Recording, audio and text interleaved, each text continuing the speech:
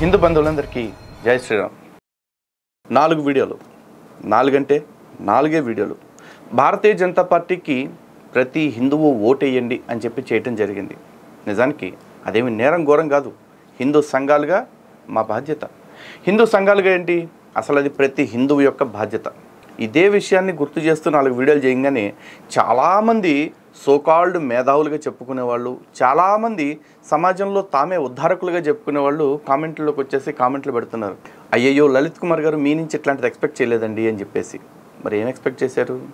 కాంగ్రెస్కో, కమ్యూనిస్టులకో, లేకపోతే మిగతా లౌకిక పార్టీలకో ఓటేయమని చెప్తానని ఎక్స్పెక్ట్ చేశారా? నెవర్. అసలు ఫస్ట్ ఆఫ్ ఆల్ హిందూ సంఘాలు అయ్యుండి మీరు రాజకీయాలు మాట్లాడటం ఏంటి అని మాట్లాడుతున్నారు కొంతమంది. వాళ్ళకు క్లారిటీ ఇవ్వాలి. హిందూ సంఘాలు రాజకీయం మాట్లాడకూడదు అని చెప్పడానికి మీరెవరు అసలు? ఎందుకంటే ఈ రోజున ముస్లిం సంఘాలన్నీ కలిసి మిగతా రాజకీయ పార్టీల నాయకుల దగ్గరికి వెళ్ళి మా మద్దతు మీకే అని చెప్పేసి ప్రకటించుకుంటున్నారు కదా. అంటే రాజకీయపరమైన నిర్ణయాన్ని తీసుకుని వాళ్ళంటూ ఒక రాజకీయ పార్టీని ఆశ్రయించి ఇదిగో ఈ పార్టీని నమ్మితే భవిష్యత్తులో మా మతానికి లేకపోతే మా మతంలో ఉన్న వ్యక్తులకి సంక్షేమమో రక్షణో ఏదో జరుగుతుందని చెప్పి ఆశపడుతున్నారు.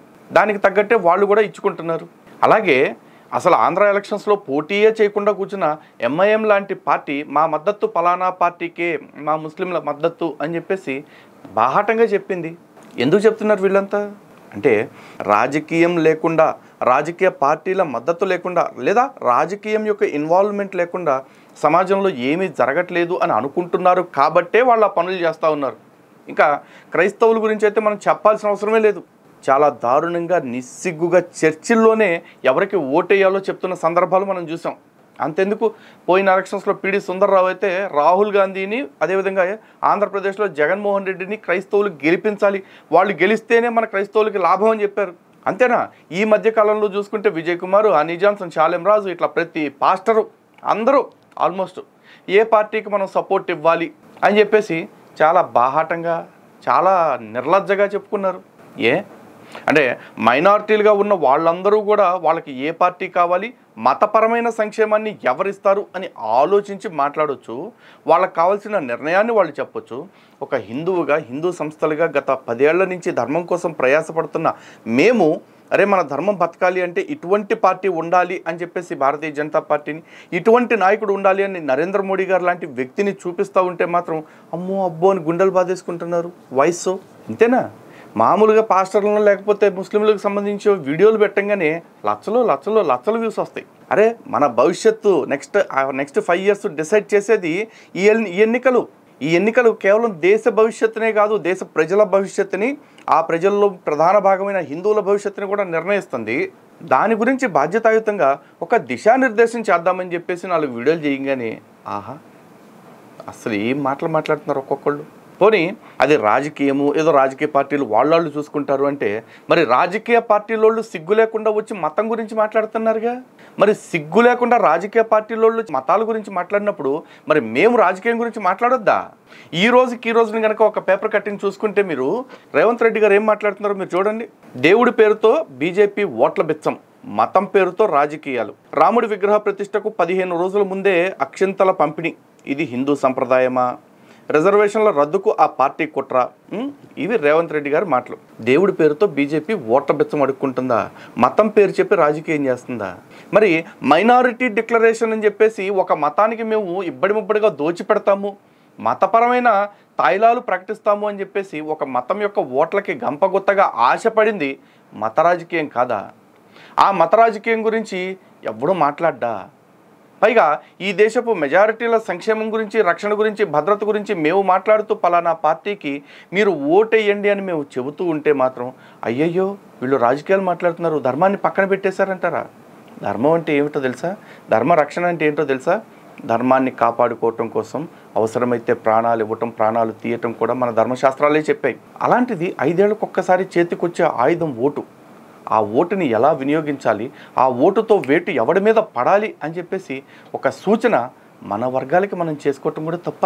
బహుశా ఇంత బాధ్యత లేకుండా హిందువుల్లో తప్ప మరే సమాజంలో ఉండరేమో.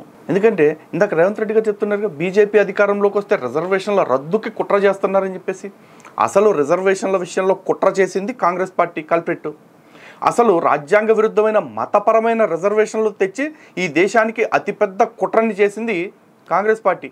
మళ్ళీ ప్రమాదవశాత్తు ఇలాంటి పార్టీలు వస్తాయేమో అని చెప్పేసి రాకుండా ఉండటం కోసం జాగ్రత్తలు తీసుకోవటం కోసం భారతీయ సమాజానికి, భారతీయుల్లో మెజారిటీలైన హిందూ సమాజానికి ఒక మార్గదర్శకత్వం చేయాలని మేమేదో 4 మాటలు చెప్తా ఉంటే మాత్రం మన వాళ్ళే తెగ పిసికేసుకోవటం ఏదైతే ఉందో నిజంగా నా భూతో నా భవిష్యత్తు. మారండ్రా ఇప్పటికైనా. బీజేపీకి ఓటేయమని చెప్పటం, బీజేపీకి ఓటేయటం ఇది రాజకీయం కాదు, ఇది బాధ్యత, ప్రతి హిందువు యొక్క బాధ్యత. ఇక్కడ మేమెవరం బీజేపీ దగ్గర పైసలు తీసుకున్నది లేదు, లేకపోతే మరో రకాలైన తాయిలాలు పుచ్చుకున్నది లేదు. మేమందరం కూడా దేశం పట్ల, ధర్మం పట్ల బాధ్యతతోటి, అదేవిధంగా దేశం కోసం అహరహం శ్రమిస్తున్న నాయకుడి మీద నమ్మకంతో ఇలాంటి మాటలు చెప్తున్నాం. ఈ రోజున మతం పేరుతో రాజకీయం మాట్లాడుతున్న వాళ్ళు అర్థం చేసుకోవాలి. భారతీయ జనతా పార్టీ రామ మందిరం అనే దాన్ని ఆ రోజు తీసుకొచ్చి అధికారంలోకి వచ్చేదాకా మేము రామ మందిరానికి వ్యతిరేకం, అధికారంలోకి వచ్చాక రామ మందిరం కట్టేస్తామని కట్టించలా. గత 40 ఏళ్లుగా ఏదైతే మేనిఫెస్టోలో పెడుతూ వచ్చారో ఆ మేనిఫెస్టోలో పెడుతూ వచ్చిన మాటలనే వాళ్ళు ఈ రోజున అమలు చేశారు. మిగతా వాళ్ళందరూ మేనిఫెస్టోలో చెప్పింది చేస్తే సంతోషించేసి చంకలు గుద్దేసుకుంటూ ప్రచారాలు చేస్తూ ఉంటారు. మరి వీళ్ళు అదే మేనిఫెస్టోలో చెప్పిన విషయాన్ని నెరవేర్చి ఇదిగో మేము చేసాము, మాకు దమ్ముంది, ఇదిగో మేము ఇంకా చేస్తాము, మాకు నిజాయితీ ఉంది అని చెప్పేసి చెప్తా ఉంటే నమ్మటానికి మీకు వచ్చిన నొప్పి ఏంటి? నమ్మండి అని మేము చెప్తుంటే మీకు కలిగిన బాధ ఏంటి? ఎవరికి నచ్చినా ఎవరికి నచ్చకపోయినా మేము వీడియోస్ వ్యూవర్షిప్ కోసం చేయట్లా, మేము వీడియోస్ సెన్సేషన్ కోసం చేయట్లా, ఎడ్యుకేషన్ కోసం చేస్తున్నాం. కాబట్టి మా వీడియోస్కి వ్యూస్ రావట్లేదని చెప్పేసి మా పందా మార్చుకోం.